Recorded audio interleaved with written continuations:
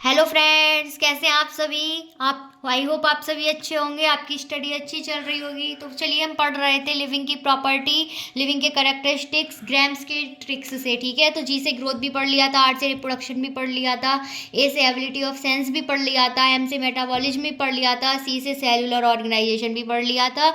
अब आज हम देखते हैं इमरजेंस। क्या है इमरजेंस? इमरजेंस समझिए, इमरजेंस का मतलब होता है उभरना। ठीक है, क्या होता है? उभरना। अब जैसे मैं समझाती हूँ, समझिए, property of tissue not present in constituent cell, या फिर property of cell organelle not present in constituent molecule. जैसे समझिए, अगर कोई सेल टिश्यू में जो प्रॉपर्टी है वो उससे बनने वाली किसी कंस्टिट्यूएंट सेल में नहीं होगी। जैसे मैं इस चीज़ को मैं आपको एक एग्जांपल के थ्रू समझाती हूँ, समझिएगा। जैसे कि टू फ्रेंड्स है कोई, ठीक है, कौन है? Two friends. इसके पास गैंग है लड़ने के लिए, इसके पास कोई गैंग नहीं है। ठीक है, अब बताइए, इसमें इसके पास गैंग है, इसके पास गैंग नहीं है, कौन ज़्यादा पावरफुल है, कौन अच्छे से लड़ पाएगा? ये वाला लड़ पाएगा और ये वाला बेचारा पिटता रहेगा। अब क्या होगा, इसने अपना गैंग बुलाया। ठीक है, इसने अपना गैंग बुलाया। अब इसके पास करेज आ गया, इसके पास पावर आ गई। अब ये बोलेगा इससे, आई आ जा, अब तू आ जा।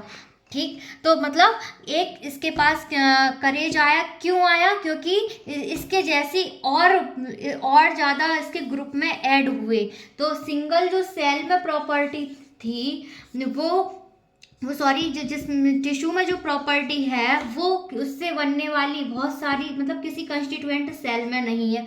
ऐसे ही property of cell organelle present in constituent molecule, जो सेल ऑर्गेनेल में प्रॉपर्टी है वो उनसे बनने वाले किसी कंस्टिट्यूएंट मॉलिक्यूल में नहीं है, but emergence due to interaction.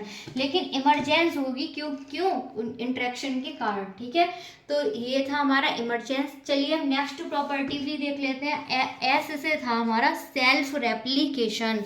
ये तो समझिए, the process by which an organism और system makes a copy of itself. Self replication का मतलब होता है कोई भी ऑर्गेनिज्म या सिस्टम अपने ही जैसी कॉपी बनाएगा। ठीक है, जैसे एग्जांपल है जो हम जेनेटिक्स में देखेंगे, डीएनए रेप्लिकेशन। डीएनए रेप्लिकेशन में क्या होता है?